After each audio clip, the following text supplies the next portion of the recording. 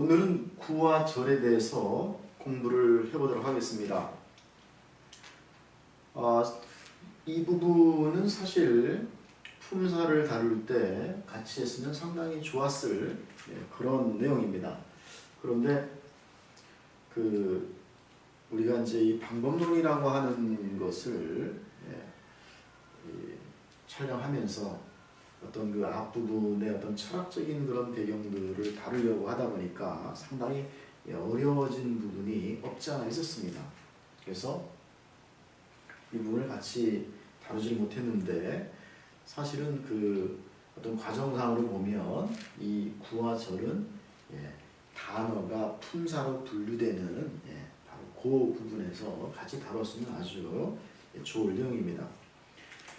이 구와 절이라고 하는 것은 우리가 한마디로 정의를 하면 바로 단어들의 덩어리다, 그죠? 단어들의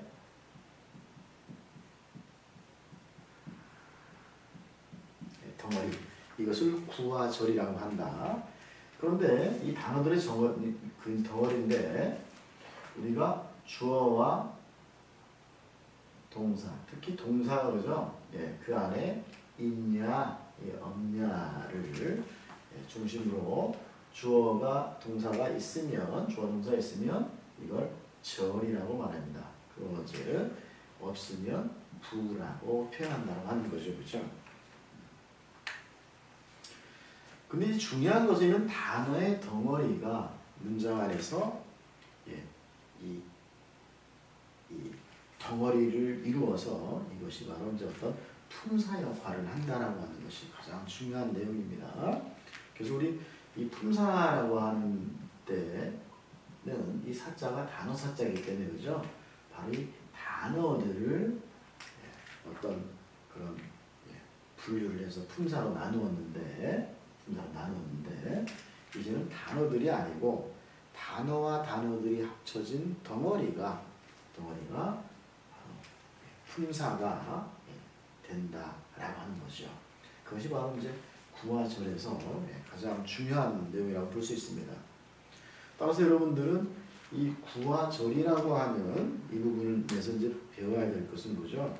우리 좀 완전하진 않더라도 바로 어떤 문장 안에서 어떤 덩어리가 아무렇게나 덩어리를 짓는 게 아니고 논리적인 어떤 그런 논리성을 가지고 이 덩어리를 지어서 품사가 되는데 바로 그 부분을 식별해낼 수 있어야 된다고 하는 거죠, 그죠? 만약에 그것을 식별해낼 수 있다면 이제 품사도 우리 구와 절도 여러분들이 문장을 보고 이거는 무슨 절이네, 무슨 절이네 이걸 식별해낼 수 있다면 여러분들의 공부는 아주 상당한 수준에 와 있는 거의 문법이 그죠? 완성됐다라고 봐도 틀리지 않은 그런 것으로 우리는 이해도 된다라는 거죠, 그죠? 그래서 중고등학교의 그 내신에 나오는 거죠. 무슨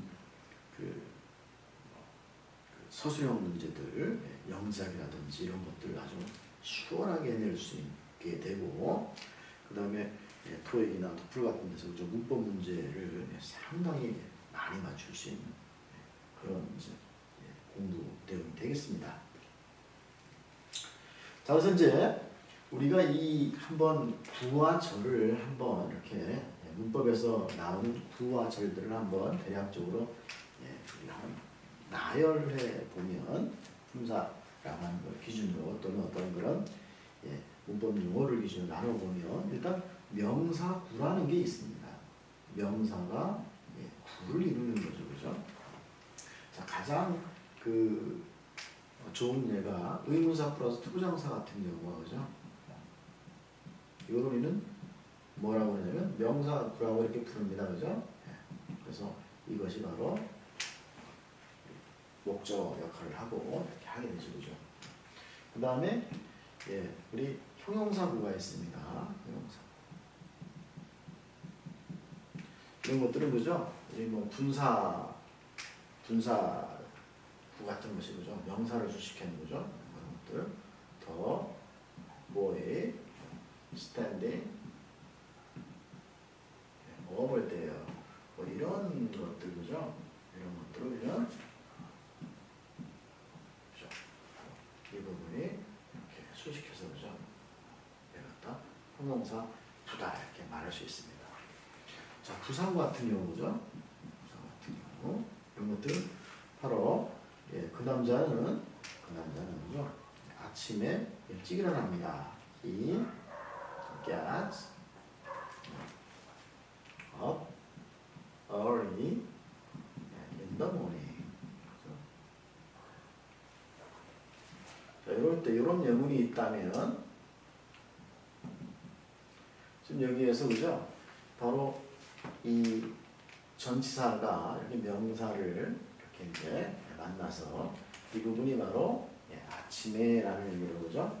일어나다라고 하는 이 부분을 수식하는 동사를 수식하는 거죠. 바로 부사구를 이루고 있는 것이죠. 그죠? 이 early 같은 경우는 이제 하나의 단어로 부사가 되는 그런 경우입니다. 자, 이런 거 위에도 우리가 투부정사 구라는 게 있습니다. 그죠? 투부정사가 바로 이제 구를 이루는 경우. 그 다음에 전치사 구도 있습니다. 그죠? 라는 이름도 있습니다. 또 분사 구라는 이름도 있습니다. 그죠? 우리가 이제 여기에서 좀 중요한 것은 바로 품사라고 하는 이쪽에서 그죠? 연결시켜 볼 때 이 덩어리가 품사가 되는 것이니까요. 여기 볼 때 바로 명사, 그죠? 형용사, 부사 이런 것에 특히 그죠? 중점을 두고 지금 여기 나오는 이런 것들은 다 그죠? 이 안에 속하게 되는 것이죠. 그리고 이러한 형태의 구들을 우리는 문법력에서 볼 수 있고, 그 다음에 절 같은 경우는 그죠? 어떤 게 있냐면은 명사절이 있을 수 있죠. 명사절. 명사절 같은 경우는 지금 이런 문장에 그죠? 완전한 문장에 대수 딱 붙이면 그게 명사절이 됩니다. 물론 이런 거 위에도 그죠? 명사절 같은 경우 간접의문 저번 시간에 배운 간접의문도 그죠? 명사절이 될 수 있고 이런 거에다 대수를 붙이는 것도 명사절이 될 수 있습니다. 자, 우리 저번 시간에 했던 그죠? 뭐였죠?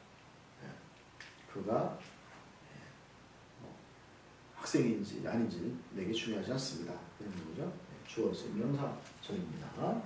또 이 지금 여기다가 대를 붙이게 되면 이것이 이제 명사가 돼서 그죠? 어떤 주어로 쓰일 수 있고 이렇게 되는 것이죠.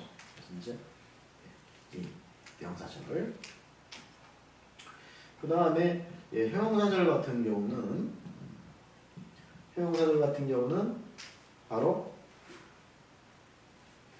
바로 뭐냐면 형용사절 같은 경우는 바로 관계대명사 그죠? 그런 또 관계대명사나 관계 형용사나 관계 부사나 이런 것도 다 형용사절이 되는 경우입니다. 그 다음에 이제 부사절이 있습니다. 그죠? 부사절 같은 경우는 우리도 저기 그 가정법에 그죠? 가정법에서 우리 종속절 역할을 하는 그 부분을 바로 우리는 부사절을 공부해요. 이런 거죠. 뭐 아주 옛날에 그 쉬운 예문 거죠. 내가 새라면 나는 날 수 있을 텐데. 그래서 뭐 if I were a bird 그죠. 그 부분이 바로 뒤에 would fly를 수식해줘서 부사절을 잇는 그런 경우가 되겠습니다. 그래서 이제 이렇게 명사절, 형용사절, 부사절 이런 절들이 있다. 자, 그래서 중요한 것은 뭐예요? 이러한 것들이 단어가 덩어리를 이루는데 그 덩어리를 그냥 읽는 사람 마음대로 덩어리를 짓는 것이 아니고 바로 읽는 사람이 이런 그죠? 이런 거죠. 논리적인 문법 그죠? 이런 구조에 맞춰서 그 덩어리를 지을 수 있어야 한다라는 거죠. 그게 바로 이 부하절에서 꼭 공부를 담아야 될 내용인데 좀 예문이 좀 많이 부족하고 이렇게 이제 개념적인 부분들을 좀 다뤘습니다. 한번 이렇게 한번 우리가 예문을 실제로 적어보고 한번 보면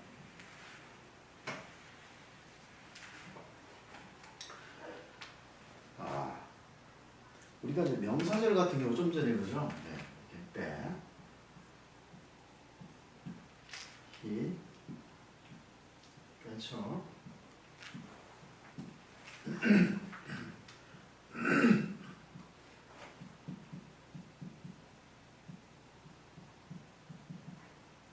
자, 이것이 그죠?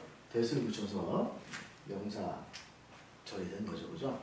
그래서 그가 아침에 일찍 일어난다는 것, 그죠?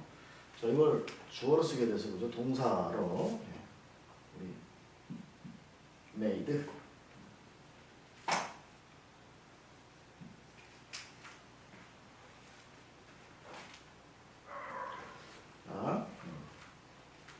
will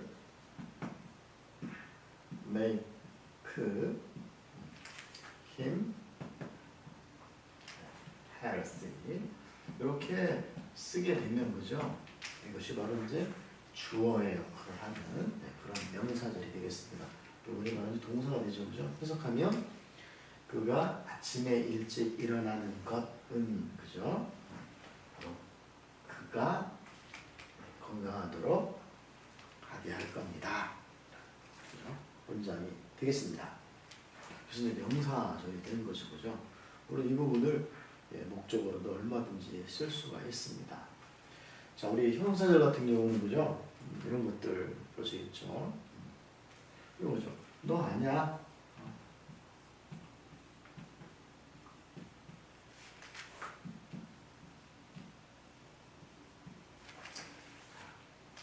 여기다가 who를 쓰고